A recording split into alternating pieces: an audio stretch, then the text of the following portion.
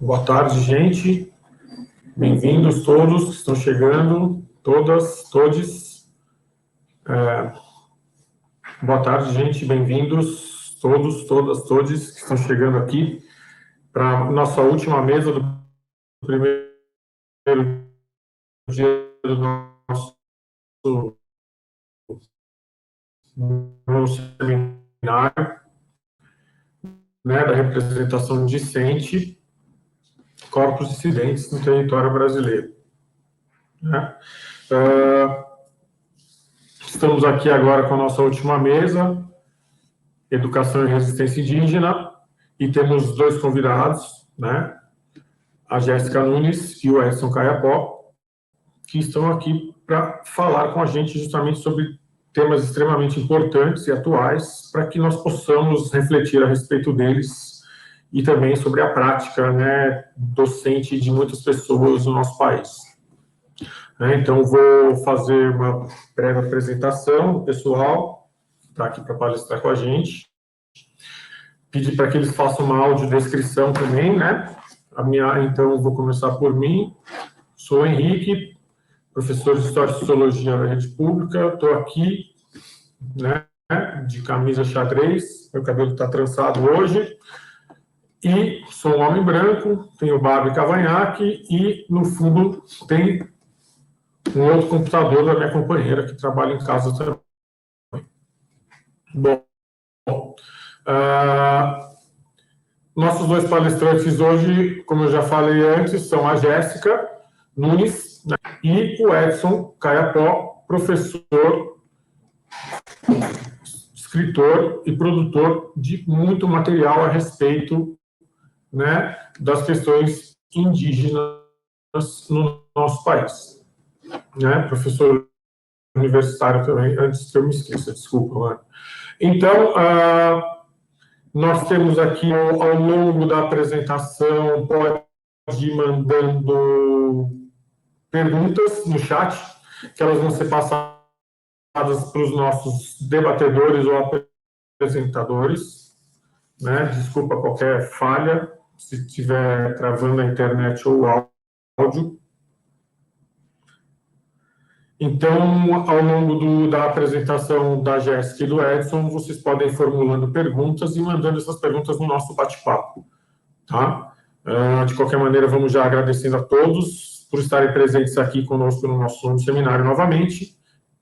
Lembrando que, ao final, nós temos duas campanhas em prol das pessoas, né, que passam fome no nosso país devido a essa pandemia. Tá? São duas campanhas nas quais nós estamos aí fazendo a divulgação para que vocês possam ajudar as famílias, tá? No final, vão ser passadas todas as informações necessárias para vocês. Para a apresentação da nossa primeira convidada, a Jéssica Nunes.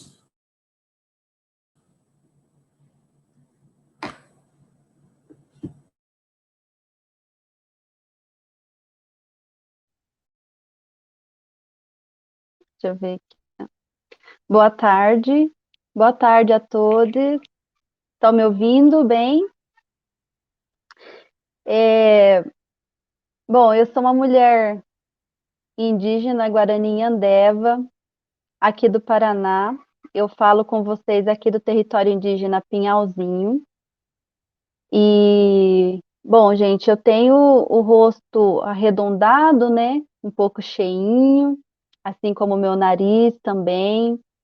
Tenho olhos castanhos, estou usando óculos, tenho cabelo castanho escuro e bem longos também.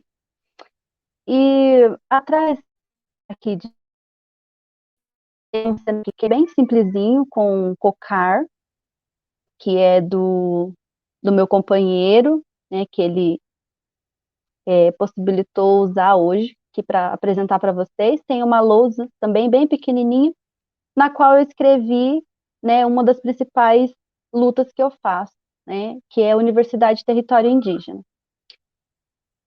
E estou usando também um colar, que é um colar que representa também o nosso momento de cerimônia, né? E, bom, é isso. Eu falo hoje, né, sobre resistência, e falando de resistência, eu inicio também falando de experiências lá da infância, né? Falo das violências, mas principalmente eu falo de saberes ancestrais. E são esses, né, com os quais a gente caminha na luta, né, nessa vida de opressão em que nós, seres indígenas, nascemos, né? E eu venho falar um pouco, então, da experiência também de corpos acadêmicos, né, corpos indígenas acadêmicos, o que a gente, um pouco do que a gente passa lá dentro, né, da universidade, nesse espaço tão, que é considerado de poder, né, de um espaço que muitas vezes a gente fica excluída, né? E eu sou o resultado, assim, de quase 7 anos de silenciamento dentro do campo universitário, né, especificamente no curso de letras, que foi um curso em que eu me formei no ano passado, e muitos questionamentos surgiram e chegou um tempo que isso já, né, me fazia muito mal, assim, de pensar não só por mim, mas por todos aqueles que eu acredito que precisam também da minha voz, né, e que é uma voz coletiva, que age no coletivo. Então a minha luta nunca foi pensando na individualidade, e foi muito que eu vivi, né, no meu processo acadêmico, na minha experiência acadêmica, é, de invisibilização, de silenciamento, de racismo, né? E quando eu vivia tudo isso, eu não sabia que eu estava passando por isso.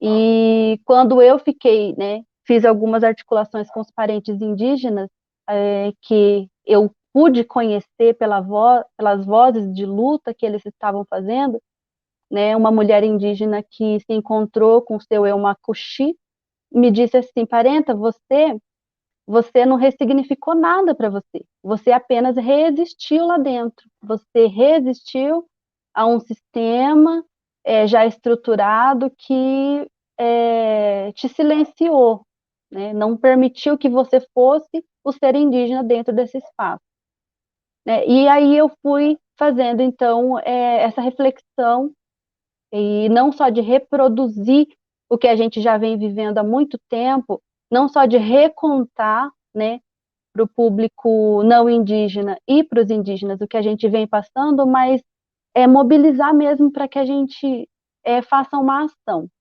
Então, a minha ação partiu para expor todos os racismos que eu vivi dentro da universidade, né, pela mídia social, da qual eu também sou administradora, que é a Universidade Território Indígena. E lá eu vou contando, então, um pouco disso que eu fui passando, né? Eu iniciei contando sobre a realidade de uma mulher indígena, e muitas pessoas se viram dentro dessa realidade e me procuraram também, né? Se sentindo acolhidos.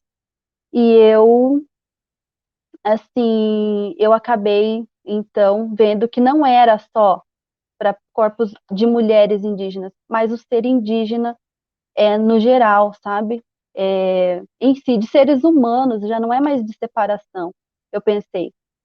E aí eu fui retomando, então, todas as histórias, né, ouvidas por mim, que a minha mãe me conta, né? Que a minha mãe me contou, que a minha mãe me conta ainda, e fui entendendo muita coisa sobre nós, aqui principalmente do Paraná. A forma de organização das comunidades, ela fala de momentos em que, né? A pobreza, ela foi construída, é um lugar construído e que a gente foi colocado lá, né? Esse lugar de miséria que a gente foi colocado. Ela conta histórias que falam de limitação, de silenciamento, ela conta histórias, né, da ditadura, de toda forma de opressão que o ser indígena ele teve que passar para chegar onde a gente está hoje, né?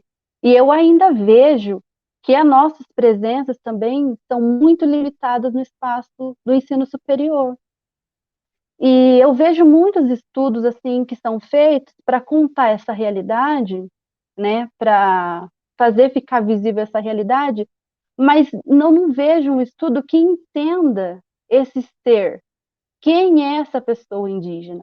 Quem são esses corpos que estão aí? O que a gente já passou, né? Qual que foram as formas de opressões que a gente já passou? E a gente precisa, então, aí eu, né, pensei na mobilização de nomear essas práticas. E aí é onde eu começo a falar de racismo, né? Racismo no ensino superior. E, consequentemente, da vida, da opressão da vida do ser indígena. Então, eu preparei assim uma fala que conta um pouco da minha realidade, um pouco da minha experiência também. E eu falo especificamente do estado do Paraná, né? E eu me limito a isso porque eu não tenho autonomia para falar de outros estados, de outras realidades indígenas. Então, eu falo de um lugar de uma mulher indígena Guarani, aqui do Paraná. E então, quando eu fui para o ensino superior, e no geral a nossa expectativa de vida é aquela que eu estava vivendo naquele momento, eu quero contar um pouquinho para vocês, entender por que das minhas angústias e por que das angústias nossas, né, aqui de educadores do estado do Paraná, educadores indígenas, especificamente falando. Então a gente começa a entender que essa estrutura, esse sistema de limitação, esse sistema de colocar a gente num lugar e para perpetuar um poder sobre nós, ela vem ali no ensino básico já, né? Porque foi o que aconteceu comigo, com os meus parentes da minha época. Então, eu tenho lembranças que ali por volta de o ano de 1990, né, que eu nasci em 91, então, há uns 22 anos atrás, que eu estaria ali com 6, 7 anos, mais ou menos, que é muito próxima à Constituição de 1988, a gente começa a viver ainda um ensino opressor, sabe? Não mudou muita coisa. E se a gente para ver também a situação da educação que nos favorece atualmente, ainda não está bom. A situação para nós não está boa.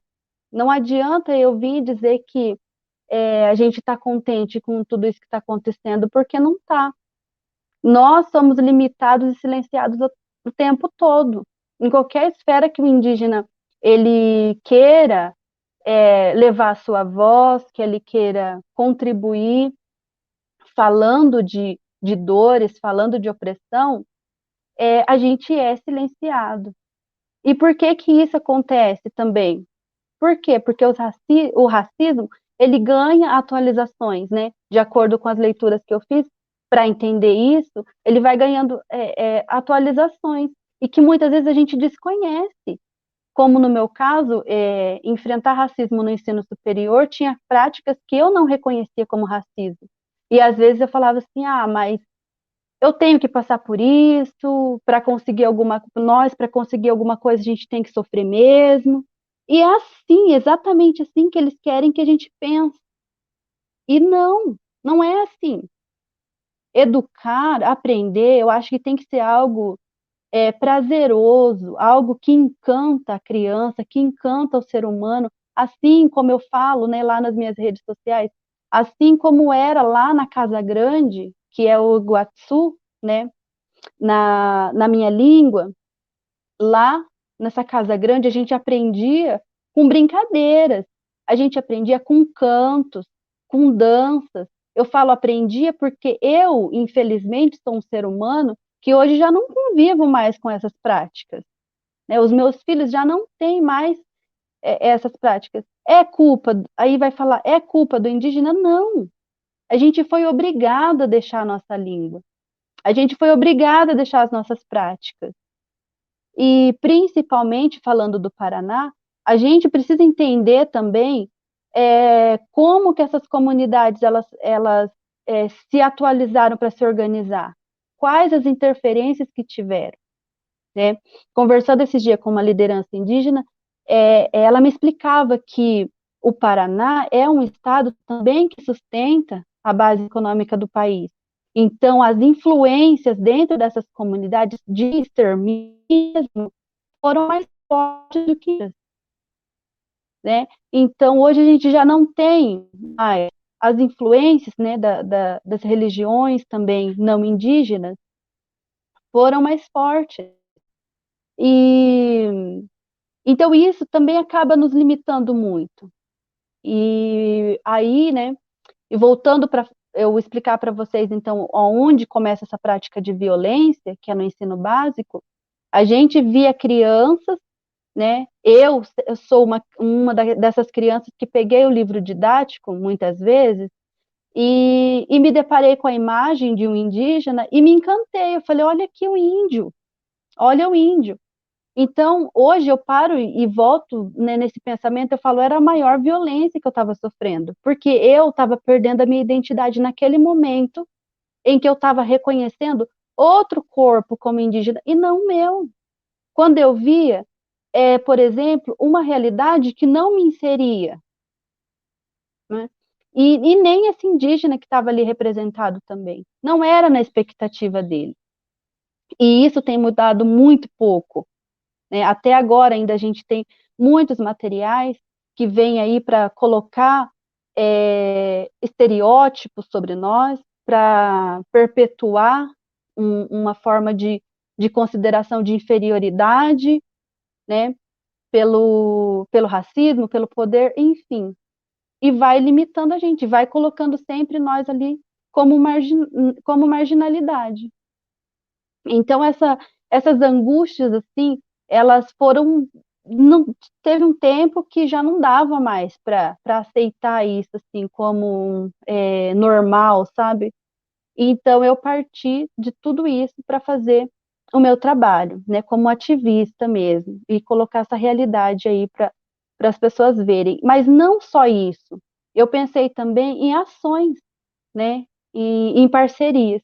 E hoje também está aqui ao lado de uma referência, né, que é o professor Edson, para mim, isso é resultado daquilo que eu fiz, sem saber, sabe, sem experiência alguma, sem conhecimento para estar falando, mas eu falei, não dá mais, eu estou indignada com a situação que tá tendo, porque são 7 anos de silenciamento no ensino superior. O que eu aprendi lá dentro? E nesse silenciamento, também a sabedoria indígena me guiou, porque nesse silenciamento eu também fiquei em silêncio. E nesse silêncio eu aprendi muita coisa. Na observação, contemplando as práticas, né, as formas do ser humano não indígena tratar as outras, e eu pensei assim, eu estou me formando para ser uma educadora, né? Se for para eu ser uma educadora do jeito que eu vejo as pessoas se tratarem aqui dentro, eu não quero. Se for para eu ser uma educadora que enxerga ainda culturas inferiores, que faço das culturas de outros povos inferiores, para mim não dá para ser assim.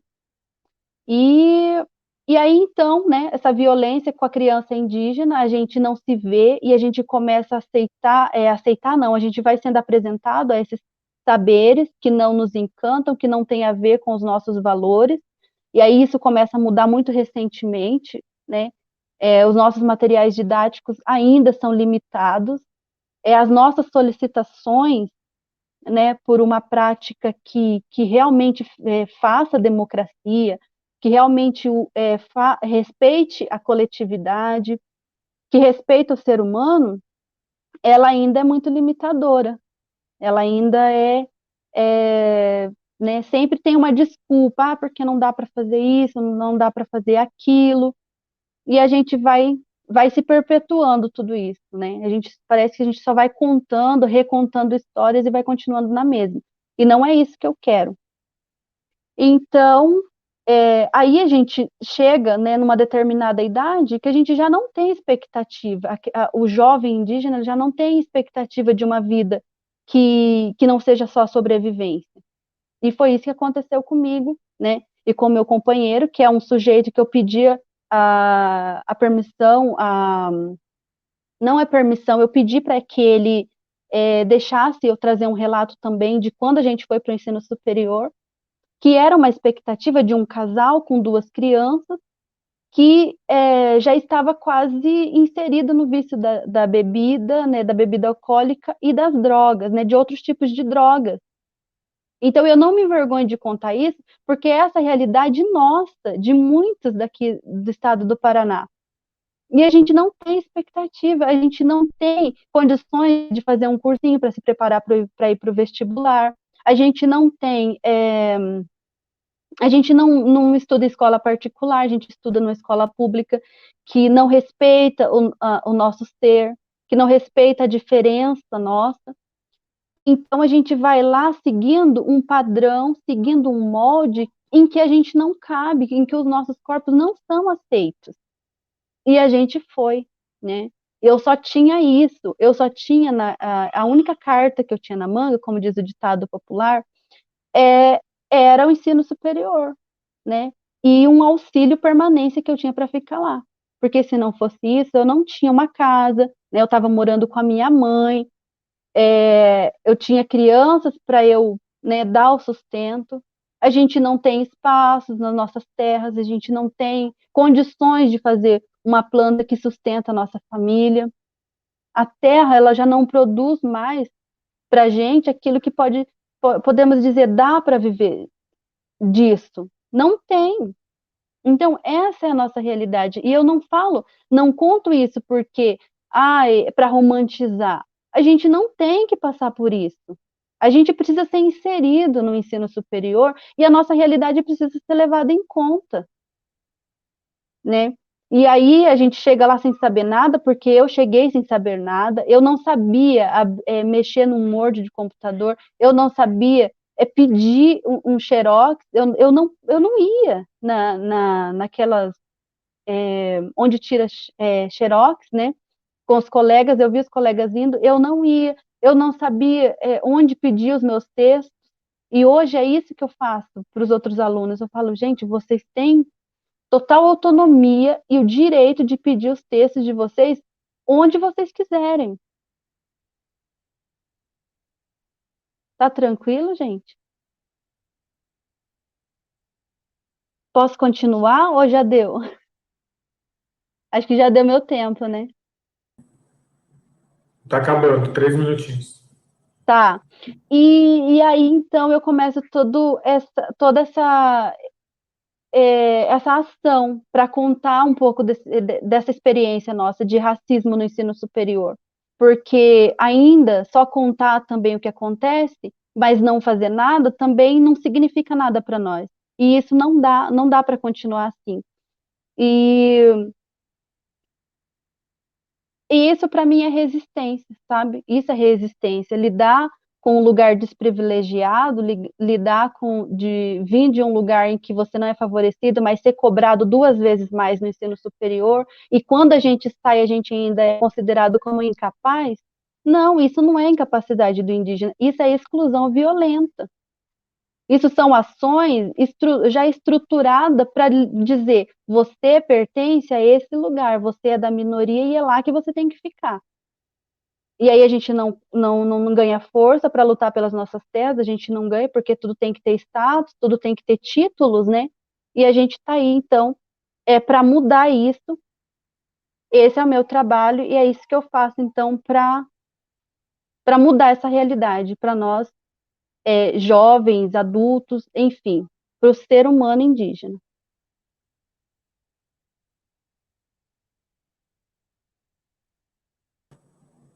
É isso, né, gente? Como disse a Jéssica, ocupar os espaços também, se reconhecer e existir e resistir neles, né? Então, agora a gente passa a palavra para o Edson, na sequência, para fazer a exposição dele. Edson, audiodescrição, e é com você. Obrigado de novo. Boa tarde a todas e todos e todes. Eu sou um indígena do cabelo comprido, preto, olhos escuros, uso óculos, estou usando uma camisa preta e no fundo aqui, né, atrás de mim, tem um painel com cocá, com maracá, colares e outros instrumentos indígenas na sala de casa. Sou um ativista do movimento indígena de espírito muito desassossegado. Isso faz parte da minha descrição. Eu queria dizer assim que para mim é uma honra muito grande estar de volta, né? Eu vou dizer assim, estar de volta ao IHPS, né, onde foi a minha casa de estudo e pesquisa durante tanto tempo, né? Fiz doutorado por aí no programa e aprendi muito, né, com as pessoas, com os colegas, com os professores. Fiz grandes amizades, pessoas que permanecem amigos, e fico muito feliz de ver, né, meus colegas assim bem situados em instituições de pesquisa, instituições de ensino superior. Né, o Kazumi, meu grande amigo, a professora Cícero Bittencourt, que foi minha orientadora. No meu tempo, o professor José Geraldo era o coordenador do programa, né? E, enfim, são muitas pessoas, assim, né? É até injusto falar o nome de uns e de outros não, mas assim, eu quero dizer que o programa, para mim, foi uma grande formação, de fato, né? E este evento, né, assim, vem num momento muito propício, porque falar de resistência, falar de povos indígenas e de educação indígena, num tempo de negacionismo e de anti-indigenismo, assim, sabe, escancarado, é certamente uma ação certeira, né, para fazer frente a toda essa violência que está aí colocada pelos poderes instituídos, especialmente pelo poder executivo, né, na figura desse senhor que faz tanto mal, né, e desfavores para os povos indígenas e para a sociedade brasileira. Antes de prosseguir, eu quero falar assim da satisfação de anunciar que eu estou lançando um livro, sabe, que o título dele é Um Estranho Espardate na Aldeia, que é o resultado da minha pesquisa de mestrado e doutorado fazendo diálogo na literatura, né, os dois trabalhos dialogando na literatura. Quando eu participei do processo seletivo para o doutorado no IHPS, o professor Kazumi perguntou para mim o que a minha pesquisa de mestrado tinha a ver com a pesquisa de doutorado, com a proposta de doutorado, né? Uma vez que eu havia pesquisado um presídio, né, lá no Amapá, no município do Oiapoque, e agora no doutorado eu estava propondo uma pesquisa sobre educação escolar indígena, ali naquela mesma região, né, do Oiapoque, uma fronteira muito conflituosa historicamente, e eu respondi, ou tentei responder, mas para mim aquela pergunta do Kazumi, sabe, ficou ainda pontas para serem aparadas, e eu defendi o trabalho, a minha pesquisa de doutorado, e depois da defesa pensei que essa pergunta do Kazumi precisava ser melhor respondida. Daí eu juntei as duas pesquisas e estará à disposição, o livro já está prontinho, mas ainda não está disponibilizado. Nos próximos dias aí, né, amanhã vou conversar com o editor, né, montar estratégia de distribuição e de divulgação, vai ter live de lançamento e tudo mais, né? Quero anunciar isso. Assim como eu quero anunciar que na quinta-feira da semana passada, nós fizemos, o movimento indígena brasileiro fez o lançamento do Parlamento Indígena no Brasil, né? É uma proposta que vem sendo discutida já há bastante tempo, e que o presidente desse parlamento é o cacique Raoni, né, Caiapó, o diretor, o coordenador executivo é o cacique Almi Suruí, né, que estava sendo investigado pela Polícia Federal até poucos dias atrás, junto com a Sônia Guajajara. E esse parlamento, obviamente, que ele não tem reconhecimento do Estado, muito pelo contrário, o Estado já está procurando saber que negócio é esse de parlamento indígena, né? se isso não é uma ameaça à soberania nacional. Vamos ter que responder para eles, né? E eu tenho a satisfação de fazer parte desse parlamento, que é formado por lideranças tradicionais. Fui convidado, e certamente para mim vai ser um espaço de grande aprendizado, mas para o movimento indígena no Brasil, certamente é um espaço assim para avançarmos, né, nas nossas pautas, nas nossas demandas e na organização dessa resistência. Quero também dizer que a PIB, né, que é a Articulação dos Povos Indígenas do Brasil, criou um site chamado Emergência Indígena, né, e lá tem dados e debates sobre a epidemia, sobre a pandemia e os povos indígenas no Brasil. Então, nesse momento está atualizado, são mais de 1.000 óbitos indígenas, mais de 52 mil indígenas contaminados e mais de 160 povos envolvidos, né, nessas mortes e contaminações. Assim, é um número alarmante, considerando que a população indígena no Brasil não chega a 1 milhão de pessoas, segundo os dados do IBGE de 2010, e estamos aí em mais uma frente de luta, mas eu não sei se eu diria assim que, infelizmente, é bom lembrar que epidemia, pandemia para os povos indígenas não é novidade. O Mércio Gomes escreveu um livro chamado Os Índios e o Brasil, e no primeiro capítulo desse livro ele faz uma discussão a respeito do que ele chama de epidemias programadas, né, historicamente, contra os povos indígenas. E aí ele vai mostrar, então, que desde o século XVI, os colonizadores deram presentes, brindes, né, cobertores, roupas e alimentos contaminados para os povos indígenas, e o resultado foram muitas mortes, né? Ele lembra, por exemplo, que no século XVIII, uma epidemia programada matou mais de 50 mil indígenas no estado do Pará, né, Grão-Pará. E o Darcy Ribeiro escreveu O Irá Sai à Procura de Deus, em que ele narra ali a história de uma epidemia programada, né, no Maranhão, entre o povo Capô, Urubu Capô, e que, num período muito curto de tempo, essa epidemia que começou na cidade de Caxias, no Maranhão, num período muito curto já chegava no estado de Goiás, né? Então, indígenas estavam contaminados no estado de Goiás, nessa mesma leva, né? Então, os povos indígenas resistem, e, inclusive, essa resistência está dada desde a chegada dos portugueses em 1500. Eu, assim, gosto de refletir no sentido de pensar que os povos indígenas, na verdade, fizeram uma das primeiras resistências contra o modo de produção capitalista, né? Porque os portugueses, os europeus, de maneira geral, trouxeram para cá, para a América, entre outras coisas, além da fé, né, renovada ou não renovada, né, a partir ali das lutas da reforma religiosa, os europeus trouxeram capitalismo no seu primeiro momento ali, que era mercantil. E há relatos de guerras, assim, terríveis, né, de povos inteiros foram extintos, em que esses povos diziam e agiam no sentido de não permitir a entrada dos colonizadores, né? Então, uma luta claramente de resistência colocada desde aqueles tempos ali, século XVI. Os jesuítas, né, quando chegaram por aqui, né, primeiro grupo de jesuítas aí é datado, chegada de 1549, né, eles deram vários pareceres ridículos sobre os povos indígenas, né? Ali naquele tempo, o Papa Paulo III já tinha decretado que os indígenas eram humanos. Mas os jesuítas chegaram dizendo, tudo bem, são humanos, mas são humanos biologicamente e culturalmente inferiores.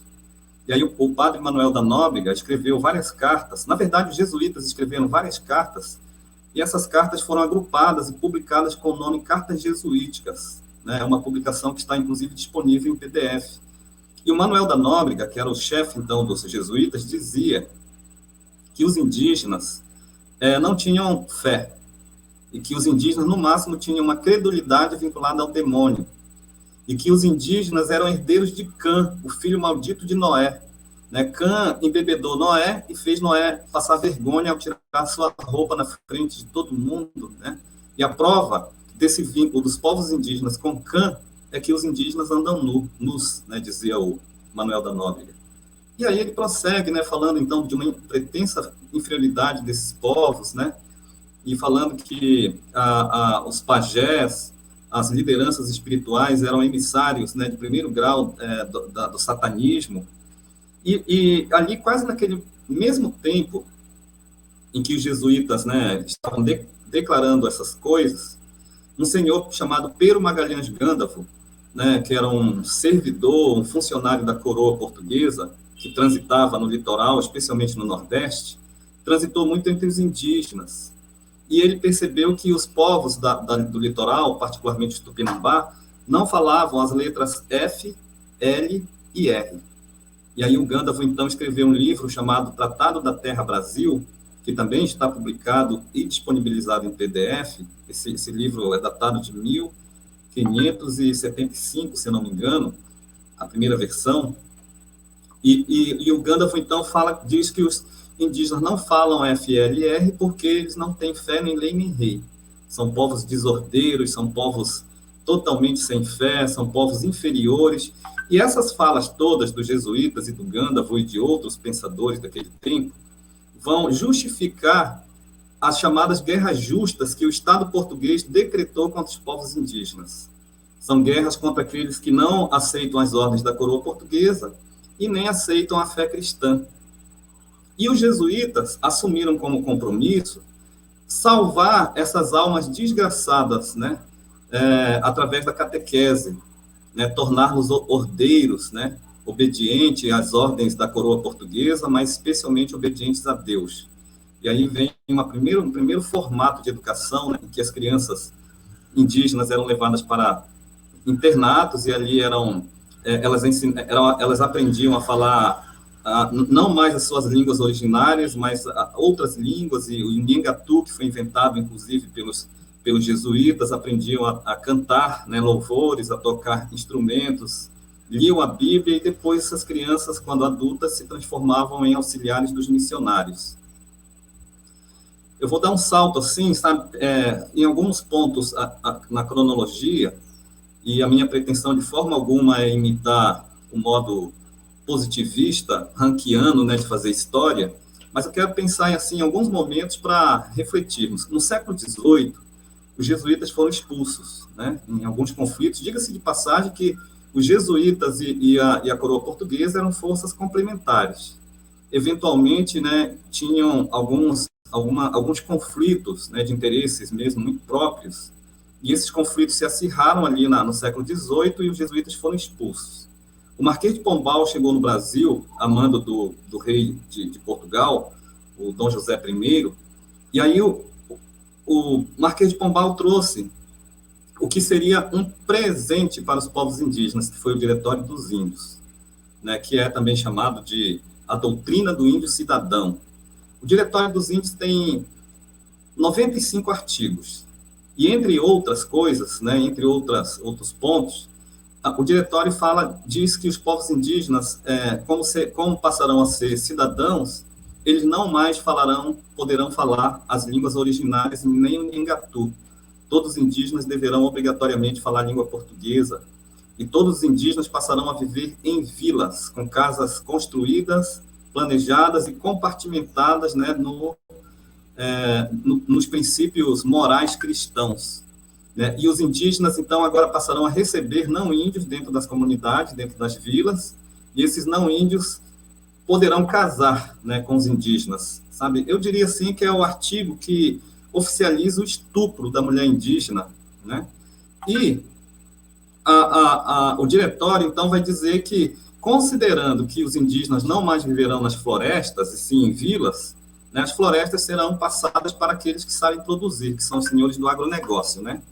Agronegócio é uma palavra extremamente ideológica, é uma categoria extremamente ideológica, que surgiu na década de 90, para, na verdade, assim, representar algo que é histórico, né? Que em outros tempos era chamado de capitanias hereditárias, sesmaria, e de tal maneira que o Bernardo Mansano, né, que é um grande estudioso dos conflitos no campo, nos diz que da escravidão indígena e africana dos tempos coloniais às colheitadeiras movidas por satélite, permanece o latifúndio, permanece a exploração do trabalho e a produção e reprodução das desigualdades sociais.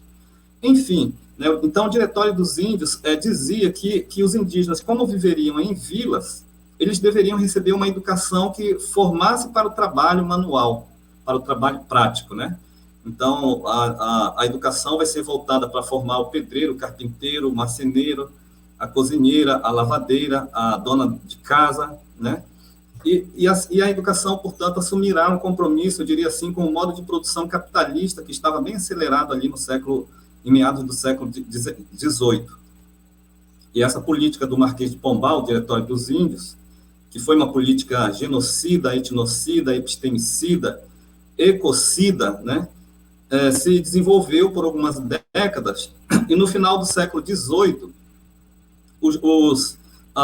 uma carta régia extinguiu o diretório, né, e transformou os indígenas em pessoas órfãs, né. Do ponto de vista prático, o diretório continuou, né, existindo, continuou instalado nas comunidades indígenas e nas vilas, mas estava decretado que os indígenas eram incapazes e que o Estado, então, tomaria conta dessas pessoas.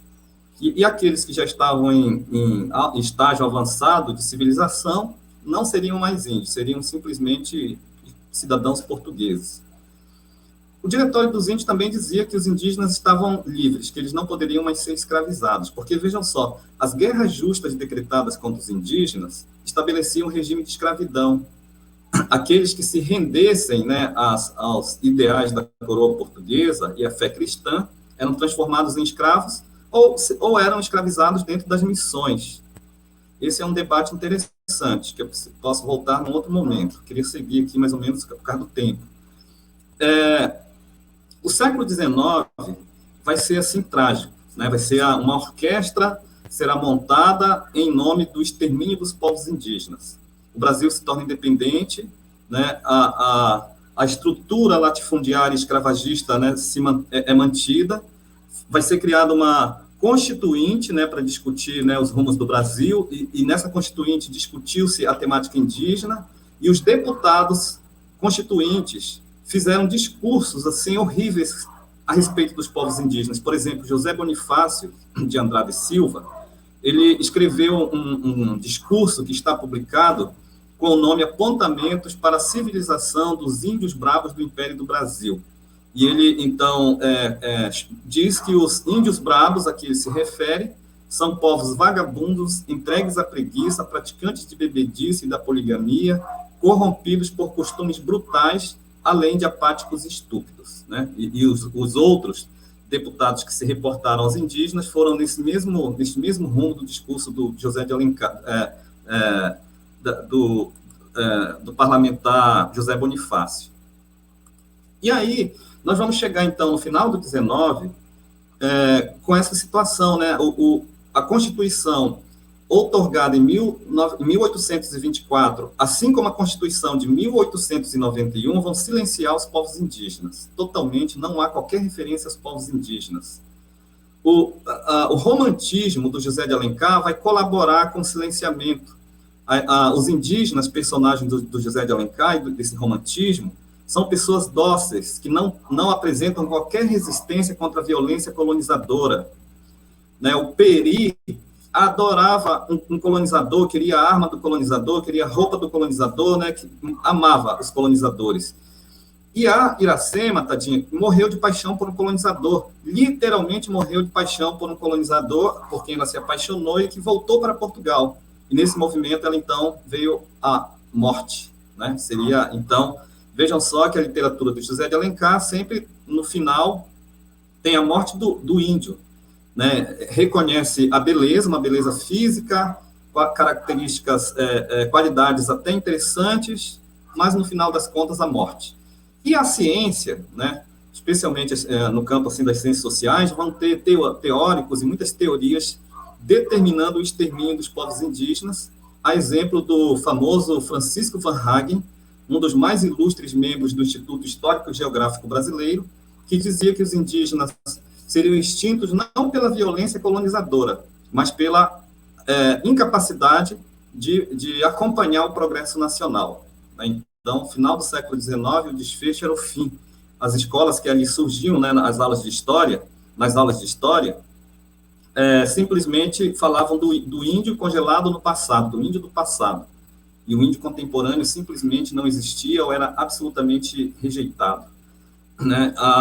E aí, o SPI vai surgir no início do século XX, com a pressão dos direitos humanos internacionais, pela defesa da integridade física dos povos indígenas, e o SPI, então, vai decretar que os indígenas são incapazes, ou são relativamente capazes, né? E aí vai ser criada a política de tutela dos povos indígenas e de integração dos indígenas ao seio da nação brasileira.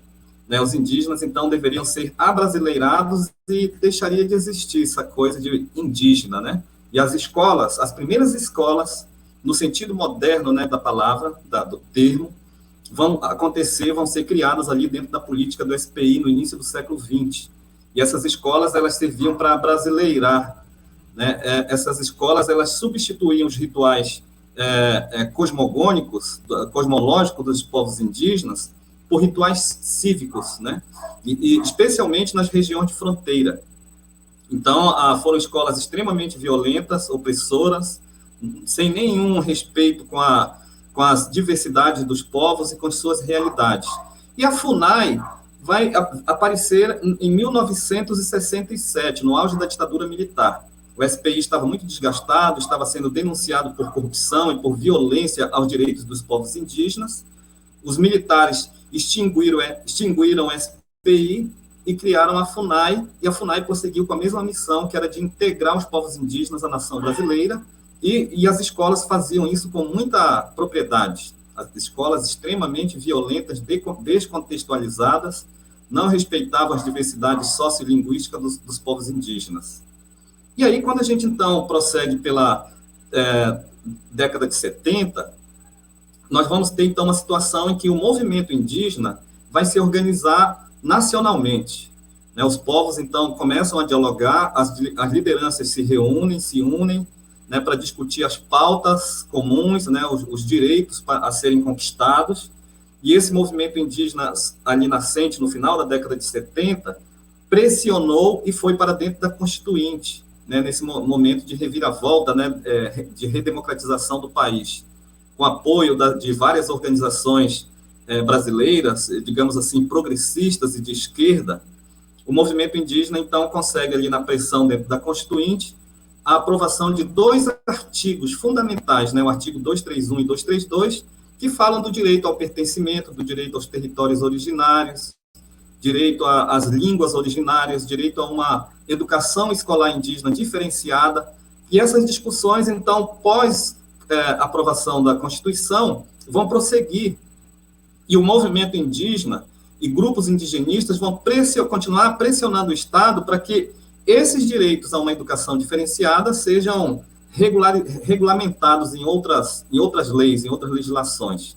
E aí nós vamos ter vários documentos, como a Resolução 3 de 1999, né, que vai referendar essa proposta, a Resolução 14 de 1999, a LDB, no artigo 78 e 79, coloca claramente, né, os ideais de uma educação escolar indígena diferenciada, que preze pela língua materna, que valorize os conhecimentos ancestrais dos povos indígenas, né, as sabedorias dos anciões, de tal maneira que o que está sendo proposto é uma escola intercultural, né, que vai dialogar, fazer o diálogo dos saberes tradicionais com os saberes acadêmicos, né, vamos chamar assim de saberes científicos.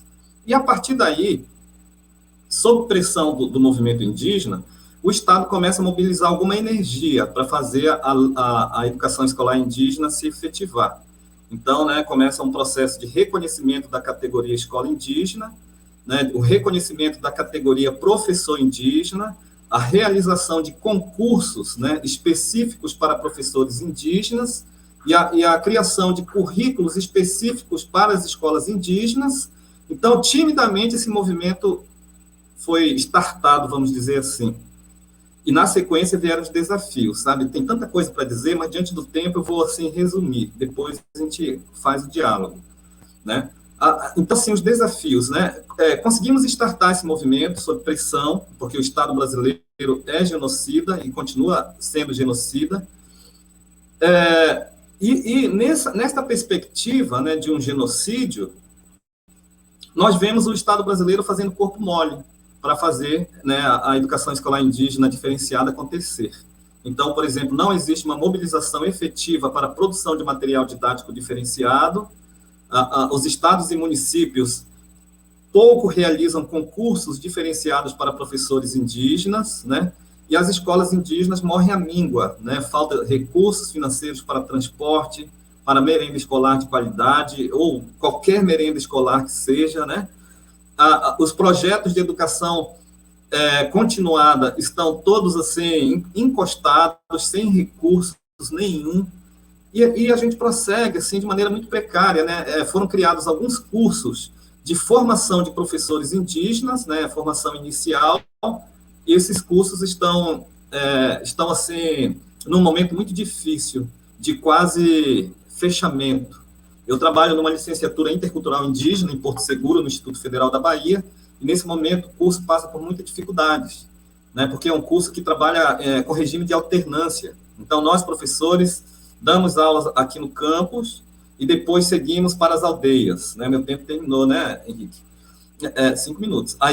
E aí depois nós vamos para as aldeias. Isso pressupõe recursos financeiros, né, para financiar, para patrocinar a vinda dos estudantes, né, a estadia, a alimentação, e depois a nossa ida para as comunidades. Não existe recurso para nada disso. Existe a Bolsa Permanência, criada pelo governo federal. Tem 2 anos que não são admitidos novos estudantes para a Bolsa Permanência, assim como me parece que a Bolsa, para aqueles que já têm, foi suspensa, né? As bolsas foram suspensas. Nós vivemos, então, num momento muito crítico. Eu não tenho nenhuma dúvida que este momento agora, esta conjuntura política da extrema direita no poder, definitivamente o objetivo é o de acabar com todos esses programas. Mas a resistência, ela permanece, e os povos indígenas, na boa vontade até, estão fazendo acontecer essa educação diferenciada nas comunidades, né? Realizando as atividades, inclusive nesse tempo de pandemia, né? E realizando cursos de formação continuada, e até fazendo um esforço muito grande para que os cursos de formação inicial não parem, né? Eu vou encerrar por aqui, neste momento, né, por conta do tempo, mas eu quero encerrar dizendo assim, que os povos indígenas fazem decolonialidade. Na verdade, os povos indígenas são decolonizadores por excelência, né? Desde o século XVI, nós temos feito esse movimento de decolonialidade, e, portanto, para nós, decolonialidade não é nenhuma novidade. De outro modo, eu diria assim, que para os povos indígenas, o colonialismo, olha só, parece até contraditório, né, mas é só aparência, porque para os povos indígenas, o colonialismo, ele ainda está presente. Os colonizadores não foram embora, eles estão aqui, né, e estão perseguindo os povos indígenas, estão executando a liderança dos povos indígenas, estão criminalizando as lideranças dos povos indígenas, com apoio da Rede Globo e da revista Veja e da imprensa burguesa, que diz que os nossos povos e as nossas lideranças são formadores de quadrilhas, são invasores de terra, e que nós atrapalhamos o progresso nacional, e por aí vai. Eu vou parar por aqui e fico à disposição para o diálogo. Sou muito grato pela atenção de todas e todos. Obrigado. Então, gente, agradecendo aí a exposição inicial da Jéssica e do Edson, agora temos algumas perguntas. Se vocês quiserem, a gente tem ainda meia hora, 35 minutos mais ou menos de transmissão. Eu posso fazer as perguntas, vocês respondem, e depois, se vocês quiserem, podem fazer alguma exposição ainda e desenvolver algumas ideias que vocês quiserem a mais. Pode ser? Então, Jéssica, aqui a Letícia pede para você falar um pouco mais sobre a ideia de criar a Universidade de Território Indígena, né? Se você puder também, tem uma outra pergunta aqui que surgiu, do Fernando, se você pode falar um pouco mais sobre o racismo no ensino superior, e se ele era mais visível por parte dos seus colegas, dos professores ou da instituição. Tem uma outra aqui que eu acho que serve tanto para o Edson, certeza, né? Serve tanto para o Edson quanto para a Jéssica. Né? O Antônio diz aqui que já teve uma aluna indígena que apenas dizia ter parentes indígenas. E a pergunta que ele faz é assim, como agir com alunos que não têm a coragem de assumir sua identidade dentro da universidade? E eu faço um gancho porque, assim, em alguns tipos de trabalho desenvolvido dentro de sala de aula, né, no ensino básico, também tem muitos alunos que relatam, né, falam assim, Meu avô foi buscar minha avó em algum lugar, mas não lembra o nome dela, e algumas coisas assim. Meu avô, minha avó é indígena, mas você lembra de que povo é, de que etnia é? Você pergunta, e eles também não têm essa informação bem definida, ou revelada, ou falada. Então, acho que a gente pode começar por aí, e no decorrer, se chegar mais alguma pergunta, eu passo para vocês, ou então vocês podem mesmo, né, alongar a explicação sobre esses temas. Passo aí a palavra para a Jéssica, essa pode ser? Fechou. Pode ser, então. Né, a Letícia, para responder a Letícia, Universidade Território Indígena nasceu assim mesmo de toda essa experiência, né, de resistência no ensino superior, como resultado de uma voz que não consegue mais ficar abafada por conta do silenciamento, né, por conta das indignações, dos questionamentos que eu não consegui nem colocar dentro de uma sala de aula, e muito menos não conseguia pedir ajuda. Eu nunca fui, assim, dentro da universidade, eu nunca fui aquela pessoa que eu não usava a minha autonomia para questionar as violências sofridas ali dentro, né? Nunca tive, na verdade, reconhecendo desde dessa violência lá da infância, né, do ensino ali, e no ensino superior isso vai se reproduzir novamente, e aí essa indignação, então, minha, é um resultado, nasce por indignação do sujeito indígena, né?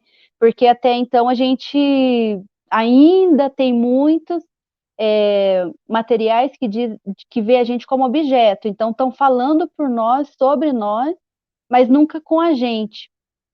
Então eu falei, não, acho que não é assim. Primeiro parte a indignação de não termos referências indígenas abordadas no ensino superior. Eu não tinha isso, assim, é uma coisa que o espírito da gente, ele grita por essa necessidade, ela é forte, né? E a gente vê um conhecimento ali sendo reproduzido, que é o conhecimento ocidental, que a gente já está muito acostumado com isso na violência, né? A gente já tá muito normalizado, já está muito aí, parece que não faz mais sentido falar, e isso vai se reproduzindo. E aí vem esse conhecimento para a gente que em nada respeita o nosso ser diferente, não respeita os nossos saberes, não respeita a nossa história. E a nossa história, justamente, ela não é respeitada porque a gente não conseguiu escrever. Não é que a gente não conseguiu, a gente não teve oportunidade de fazer história, a gente não teve oportunidade de escrever a nossa história. Nós somos povos da oralidade, mas só que essa oralidade que a gente ouve do pai, da mãe, da avó, conta exatamente a nossa realidade, conta exatamente o que nós, povos indígenas, passamos e estamos passando ainda. E então nasce daí. E dentro ali da sala de aula, eu não conseguia fazer isso. Então era uma violência atrás da outra que eu não. Lá dentro eu não conseguia ser eu mesma, eu não conseguia ser o ser indígena que eu queria ser. E eu só consegui fazer esse trabalho depois que eu deixei a universidade, assim, fisicamente, né? Porque eu ainda estou estudando ainda, pretendo estudar mais.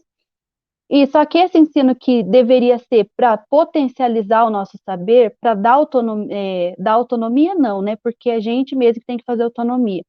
Uma coisa que fica bem forte para mim é que o professor Gerson, né, ele fala assim, se a gente for esperar essa autonomia dos outros, eles não vão nos dar nunca. Então, quem vai ter que fazer somos nós mesmos, é nós que vamos ter que ir lá e fazer. E se não tem esse espaço, a gente então vai criar o espaço e a gente vai ocupar esse espaço, né? Porque espaço tem, mas o poder, ele é limitante. Quem pode falar, né, nesse espaço, quem pode ser ouvido, tá tudo ali, já tá tudo esquematizado, assim, já tá tudo sistematizado. Então, foi por isso. E dentro da sala de aulas, os colegas, assim, usavam muito do racismo comigo, né, com a minha pessoa. E teve um tempo, assim, que eu fui muito insultada também. Teve uma colega que ela usava o meu próprio nome para me insultar, e eu não tinha resposta, eu não conseguia responder, eu não conseguia procurar, por exemplo, o coordenador de curso, né? Então, eu acho assim que uma estratégia, um caminho para que isso comece a mudar também, é que a universidade ela sabe o perfil dos seus acadêmicos, ela conhece esse corpo que está ali. Então, a universidade deve saber também quem é essa pessoa indígena que está ali dentro, que está ocupando esse espaço, né? E promover, sim, incluir a gente nisso também, né? Porque o poder está neles. Então, eu acredito que eu acho que tem que ter uma ação assim muito mais fortalecida, muito mais articulada, muito mais em coletividade com essas pessoas indígenas, porque a gente vem de um espírito de coletividade, a gente não consegue avançar sem pensar no outro, né? E justamente o meu trabalho é por causa disso, a minha luta é por causa disso, é de pensar em crianças que estão vindo, é de pensar nos meus alunos, é de pensar nos meus filhos, e pensar assim, poxa, que futuro que tem para eles? Se eu não ensinar o caminho da autonomia para eles, o que vai ser? Será que eles vão ter que passar por tudo que eu passei e falar assim, né, que nem nos discursos de individualismo e competitividade, que para alcançar alguma coisa na vida a gente tem que sofrer. Não cabe para nós isso. Não dá, chega já de sofrimento, chega de extermínio, chega de todo tipo de violência, né? Então, a gente precisa nomear. E foi assim que eu comecei a fazer, então, esse trabalho na Universidade de Território Indígena. E foi muito duro, assim, os colegas me negaram participação em grupo de trabalho. Ixi, foi, assim, muito, muito triste mesmo a minha experiência na graduação. E aí, por que muitos podem pensar até assim, mas ela vem contando uma história que é dela. Não é, gente. Se vocês fazerem uma pesquisa no Paraná, não é abandono, a exclusão da pessoa indígena no ensino superior, ela é muito grande. Muitos entram e poucos permanecem, mas justamente por causa dessa violência, justamente por causa desse racismo que as pessoas não querem aceitar que fazem, sabe? Eles não querem dar nome às coisas, parece que assim, como diz muito aí na rede social, e não é. Nós vivemos uma realidade de dificuldade, de necessidade, de extrema pobreza, de desigualdade muito grande. E a gente só vai levar nossa voz por esse viés da educação, por esse campo da educação. A gente precisa alcançar isso. Não é mais romantizar a nossa resistência. A nossa resistência ela tem que ser vista como algo nosso, né, secularmente, mas não romantizar e dizer que, do jeito que vocês lutam, do jeito que os povos indígenas lutam, tá bom. É assim mesmo que tem que ser. Não, a gente precisa estar no campo da saúde, a gente precisa estar no campo da educação, a gente precisa estar na política. Nós somos seres autônomos, nós temos, né, a nossa voz, e a gente precisa ser inserido nesses espaços, nessas esferas de poder, nessas esferas de conhecimento. Então, foi devido a isso. A minha luta é resultado desses questionamentos.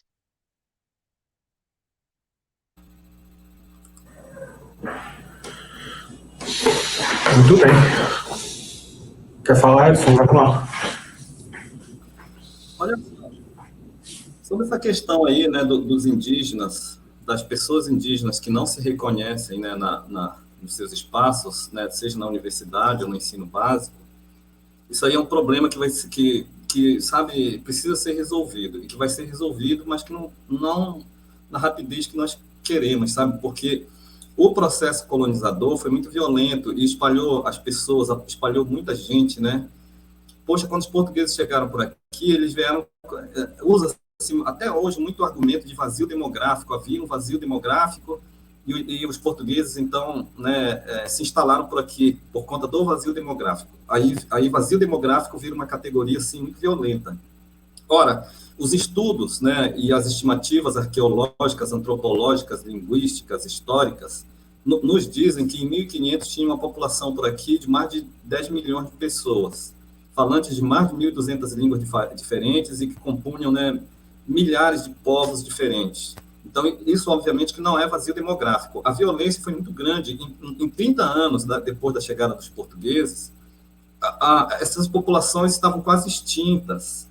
E, obviamente, que nesse processo de colonização e de violência, esses povos originários se espalharam, né, e correram e se esconderam em tantos lugares, e nesse processo de fuga, as pessoas acabaram perdendo essa linhagem, vamos dizer assim, né, dos seus grupos originários. E aí, hoje, isso tudo provoca dor, provoca angústia, provoca essa sensação, né, de ancestralidade, mas eu não sei de onde, não sei, né, fazer o caminho de volta.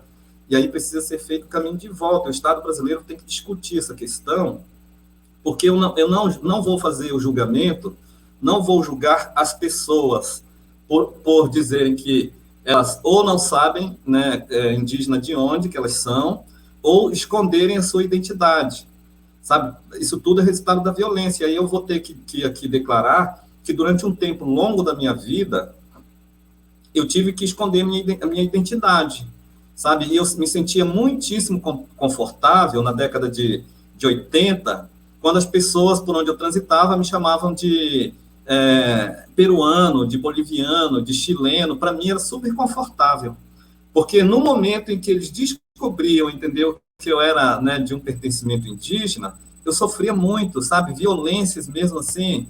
E até hoje, há algum tempo atrás aí, um carro nosso aqui do Instituto Federal da Bahia foi interceptado por pistoleiros aqui na BR-101, no sul da Bahia, e eu quase morri. O carro foi incendiado na BR.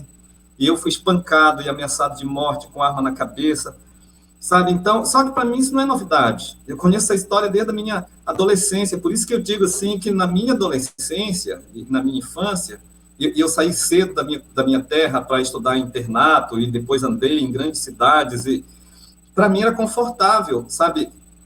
Quando me reconheciam como peruano, por exemplo, boliviano, chileno, tanta coisa que me chamavam, né? Me chamavam, inclusive, de Jack Chan. Olha, durante muito tempo, até os meus alunos, né, me chamavam de Jack Chan nas cidades por onde eu andava, e eu, assim, ficava tranquilo, porque eu pensava, bom, estou livre de perseguição, pelo menos, né? Então, essa fala toda para dizer, assim, que eu sei bem as dores dessas pessoas, tanto de não saber de onde elas vêm, do ponto de vista do pertencimento, assim como essa dor de esconder, né, quem eu sou, né? Isso tudo é fruto da violência, e o Estado brasileiro vai ter que resolver isso com políticas públicas, vamos ter que discutir isso em seminários, fazer esses debates, e eu tenho certeza que nós vamos avançar, não exatamente pela bondade do Estado, mas com pressão dos movimentos sociais, do movimento indígena, né, e desses grupos aí que estão, como diz o Ailton Krenak, o Ailton diz assim, que são povos que estão confundidos, né, nas cidades e, enfim, em todos os lugares do Brasil. Esses grupos confundidos, que foram confundidos, obviamente que têm o direito de terem esse problema resolvido. E isso vai ser resolvido com debates e políticas públicas, tá bom? É isso. Muito bem, temos mais uma pergunta aqui do Rogério Alves do Rosário, que diz assim: Hermann Hering, do Museu Paulista, publicou no Jornal da Província de São Paulo que os caigangues deveriam ser exterminados para passar a malha ferroviária. Hoje, há garimpos no Amazonas e Roraima, com o aval tácito do Estado. Vocês acham que o tema do espólio dos recursos indígenas deveriam ser temas a serem discutidos na educação básica?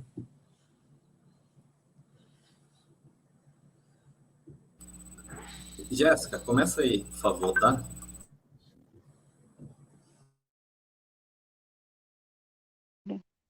Tá. Você pode repetir para mim, Henrique, a pergunta? Repito sim, Jéssica. Espera só um minutinho. Está aqui, ó. Hermann Hering, do Museu Paulista, publicou no jornal A Província de São Paulo que os caigangues deveriam ser exterminados para passar uma malha ferroviária. Hoje, há garimpos no Amazonas e em Rondônia, com o aval tácito do Estado. Vocês acham que o tema do espólio dos recursos indígenas deveriam ser temas na educação básica? Então ele pergunta eu acho... Desculpa, pode falar. Eu acredito que sim, né? E eu acredito também que deva haver uma estratégia, uma não, várias estratégias de fazer isso, né? Porque se nós estamos, né, nós estamos aí à frente, não tem como fugir, a gente não tem a escolha de ficar quietinho, a gente não tem a escolha de ficar na nossa zona de conforto, até porque a gente não tem essa zona de conforto. Então, eu acredito que a gente precisa pensar estratégias, sim, né? O complicado é que essas estratégias, elas demandam políticas públicas, né? Demandam formação para os sujeitos indígenas fazerem isso, né? Porque ninguém melhor do que sujeitos indígenas para entender a causa, a dor, né? Então, né, eu acredito que sim. Olha só, o Regi, né, esse rapaz aí que era o diretor do Museu Paulista, ele fez, né, eu conheci esse caso aí, já li sobre isso em pesquisas, né, ele foi para encontros internacionais para falar isso, que os indígenas tinham que ser exterminados. E ali naquele tempo, final do 19, o que estava acontecendo é que a imigração europeia, né, os imigrantes europeus, estavam em conflito, era exatamente eles que estavam em conflito ali com os caingangues e com outros povos no sul, né? Não só por conta da ferrovia, né, da malha ferroviária que estava sendo construída, mas também por conta de terra, entendeu? Porque os imigrantes chegaram e precisavam de terras para plantar, inclusive para produzir, inclusive porque o Estado brasileiro prometeu a eles terra, né, e trabalho. Então eles chegaram com muita violência, entendeu? Em cima dos povos indígenas ali no sul do Brasil, não só dos caingangue, mas de outros povos, né? E isso foi denunciado. Esse caso aí foi um dos motivos principais que moveu o Estado brasileiro a criar a primeira agência indigenista no Brasil, que é o SPI, que foi criada em 1910, né? Porque os organismos internacionais começaram a denunciar e pressionar o Estado brasileiro, né? Na Amazônia, não só em Rondônia, né, o garimpo, mas para todos os lados, entendeu? A gente anda ali nos territórios indígenas, por exemplo, Caiapó, no Pará, a gente vê muitas balsas fazendo garimpagem dentro do rio, né? E muitas vezes com a bênção do poder público. Aí, antes de responder a questão sobre a educação básica propriamente, eu acho assim que a rapaziadinha e moçada nas escolas na educação básica, mas também na universidade, precisam aprender sobre a necessidade de respeitar a vida humana e não humana, sabe? Então, assim, os povos indígenas têm feito isso com muita habilidade. Eu não estou aqui fazendo uma fala de romantismo, sabe, de exotismo, não. Os povos indígenas fazem a preservação dos territórios, sabe? Inclusive porque, para os povos indígenas, os territórios originários são espaços cosmogônicos de produção e reprodução da vida que nós herdamos dos nossos antepassados e que nós devemos ser cuidadores, sabe? Devemos cuidar deles.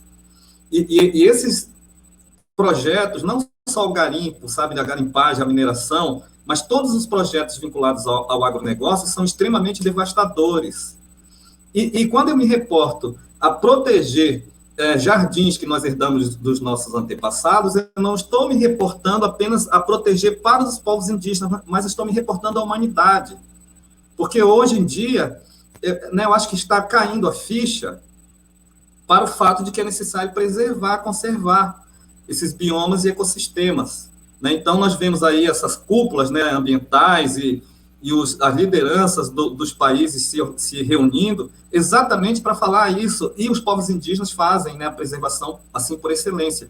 Então, eu acho assim que as pessoas elas têm que aprender toda essa discussão e esses projetos de agronegócio eles têm que ser denunciados nos fóruns nacionais e nos organismos internacionais, denunciados não só pelo movimento indígena, mas pela sociedade civil como um todo, sabe? Os sindicatos, os diversos movimentos têm que denunciar isso internacionalmente e, obviamente, que esse debate tem que estar dentro da escola, né? Em dois sentidos. Um deles é no sentido de que as pessoas precisam aprender, tem que fazer o debate, aprender e ensinar sobre a necessidade de conservar esses espaços originários e Por que que, historicamente, esses espaços são assim, expropriados? Né? Por quê? Que eu acho que esse talvez seja um movimento de decolonialidade, né? Fazer uma volta ao passado para entendermos quando, em que momento isso começou e quais são os grupos políticos que estão por trás dessa violência histórica,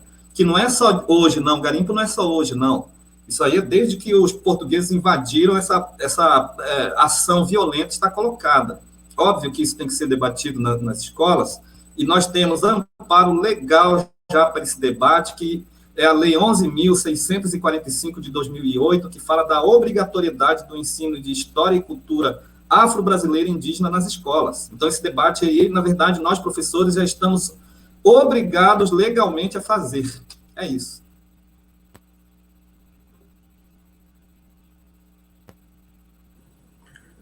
E como é que vocês acham essa questão do trabalho da temática indígena e afro-brasileira tem sido cumprida tem sido trabalhada no conhecimento de vocês? Vocês acham que efetivamente, de um certo tempo para cá, essa lei tem feito alguma diferença?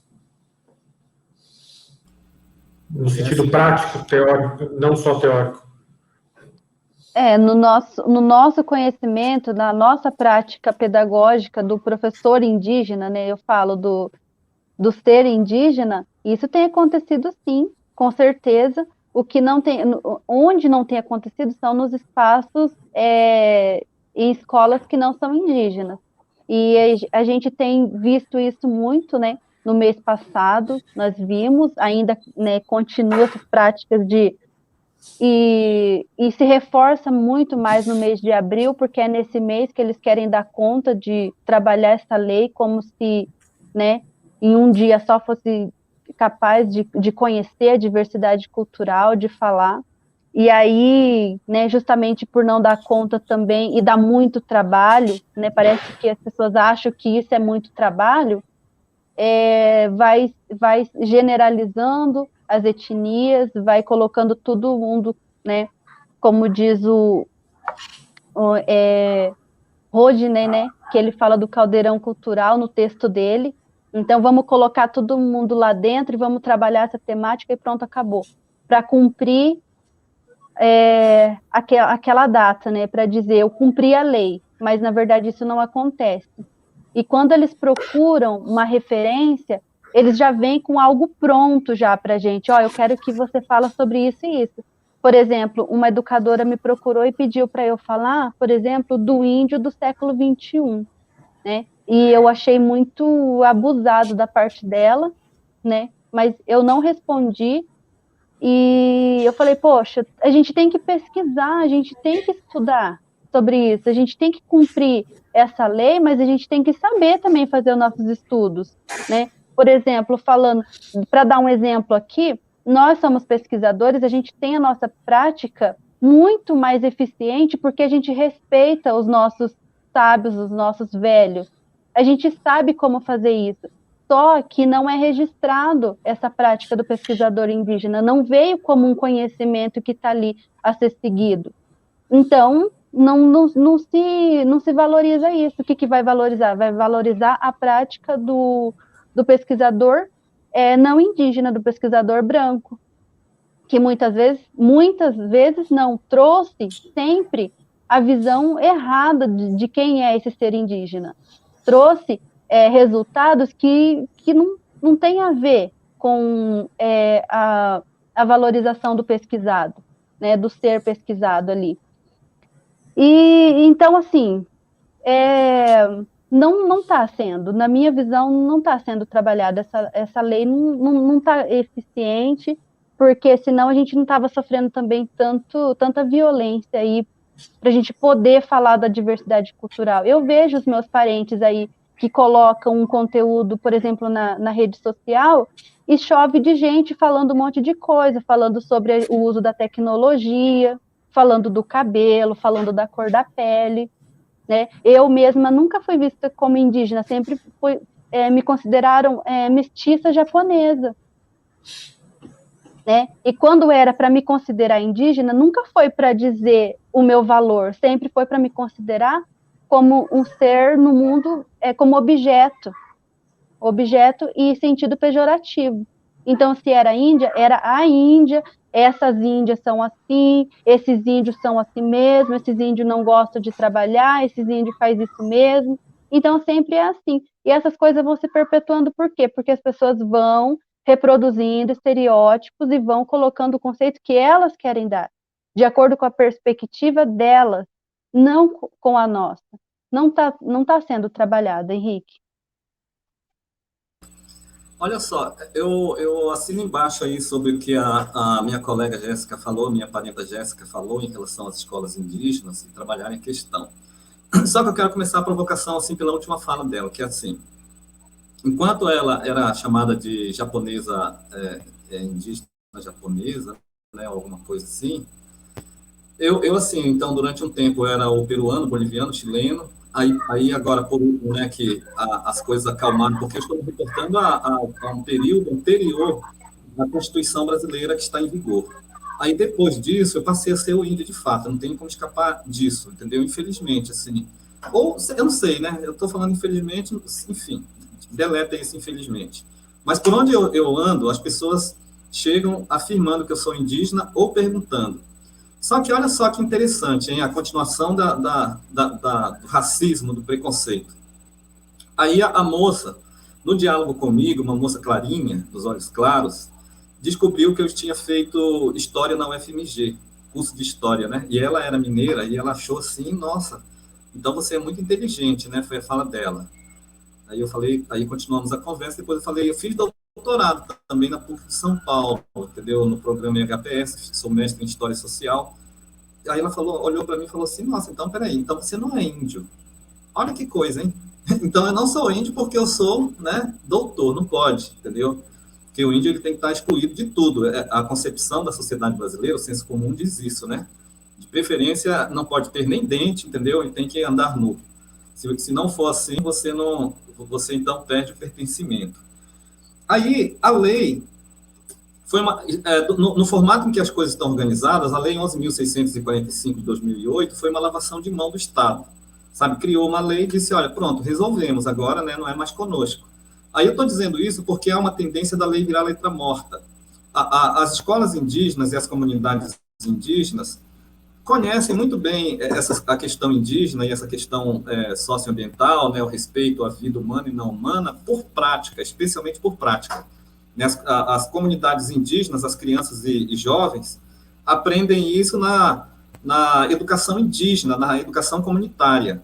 E na escola, né, isso continua sendo referendado para que se mantenha. Agora, nas escolas não indígenas, eu diria assim que a situação é muito difícil, porque, olha só, aí eu vou fazer várias críticas, tá? Depois podem bater em mim se quiserem. Mas as universidades, que são as formadoras dos professores, não fazem a reestruturação curricular para incluir a temática indígena atravessada nos currículos. Né? Prefere-se, em alguns casos, resolver o problema criando uma disciplina chamada História Indígena. Isso é importante, mas é paliativo. Sabe? Porque aí os outros professores vão dizer assim, eu não vou falar de índio porque já tem um professor de História Indígena. Então, né, seria criar uma, sei lá, História Indígena, Cultura Indígena e as outras disciplinas manterem esse diálogo sobre a questão indígena, né? Aí, quando chega lá, né, na escola, o professor formado ele vai dizer assim, eu não vou trabalhar a questão indígena porque eu não sei, não foi ensinado, ninguém nunca me falou sobre isso, eu passei no meu curso lá de História, de Pedagogia, não sei de qual curso, e nunca me falaram sobre isso, como é que eu vou ensinar? E o Estado, por sua vez, não promove formação continuada sobre a temática, os materiais didáticos continuam sendo os mesmos de sempre, ou no máximo, né, pegam imagens de indígenas do Xingu para dizer que estes são os indígenas brasileiros, né, que é um outro grande desrespeito, e com todo respeito aos meus parentes do Xingu, mas a realidade do Xingu não é a realidade nacional, né? E, por outro modo, eu acho que é importante dizer assim, que as lideranças indígenas, os sábios indígenas, eles precisam estar fazendo diálogo dentro das escolas e nas universidades, porque eles, por excelência, são os sabedores, né, das tradições, histórias e memórias indígenas. E as universidades, por sua vez, têm que fazer concessão de título de doutor por notório saber a esses senhores, né? E isso muito timidamente está sendo feito. Até hoje, só 4 sábios indígenas receberam título por notório saber. O Ailton Krenak, o cacique Raoni, o cacique Babau e o cacique Almi Suruí, entendeu? Não tem nenhuma mulher, diga-se de passagem, doutora por notório saber indígena.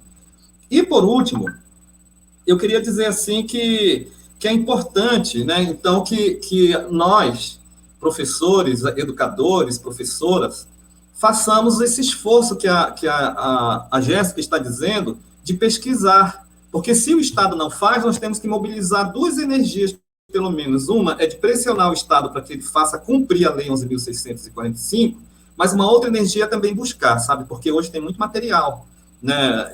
Virtual, por exemplo, né? Pesquisem lá o site da PIB, né? Pesquisem o site do Instituto Socioambiental, pesquisem o site da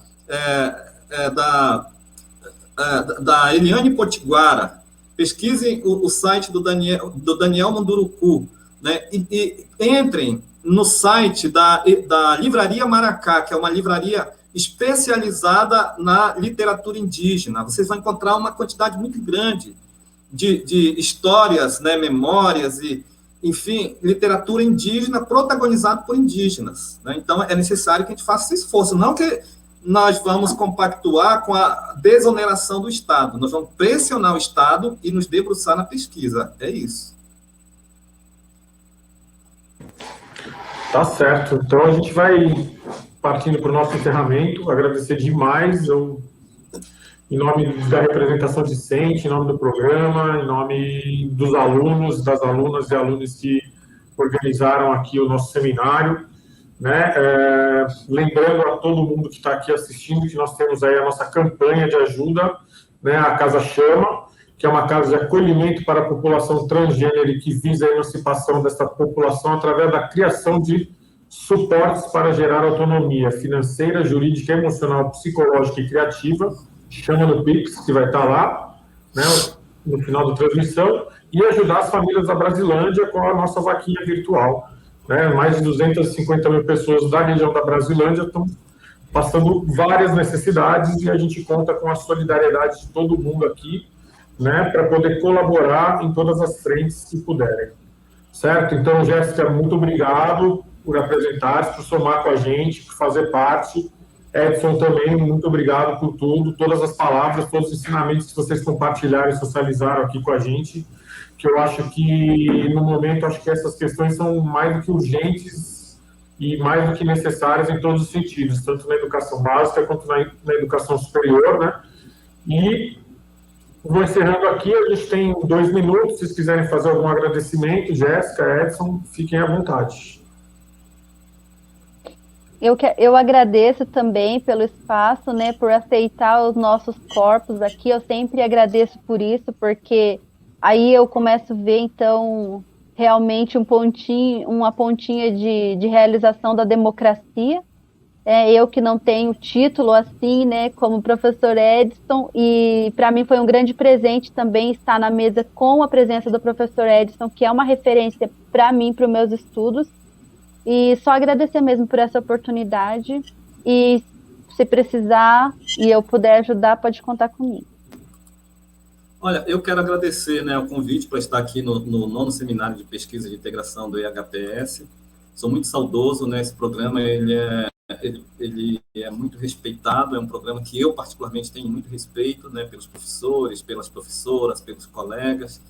E o debate é muito necessário, né? Então, eu fico à disposição para outros diálogos em outros momentos e, assim, agradeço profundamente pelo convite, fiquei honrado, estou honrado e particularmente honrado por estar do lado da Jéssica, né, grande guerreira, o Henrique, né, que é colega das antigas, o Henrique já esteve aí na minha casa quando eu morei em São Paulo no doutorado, né, e toda essa equipe que está aí nos bastidores, na organização, né, os profissionais aí de Libras, né, um grande abraço para todas e todos. Até mais. Obrigado, então, pessoal, por mais um dia. Então, estamos encerrando nossas transmissões por hoje. Obrigado, pessoal das Libras, né? Obrigado mesmo. E contamos com a participação de vocês nas nossas mesas de amanhã, durante o dia todo, manhã, tarde e final da tarde, tá bom? Muito obrigado a todos, a todas e a todos. E lutamos sempre porque os corpos dissidentes são os corpos da luta. Não é isso? Muito obrigado de novo a todo mundo que participou. Tchau, tchau, até amanhã.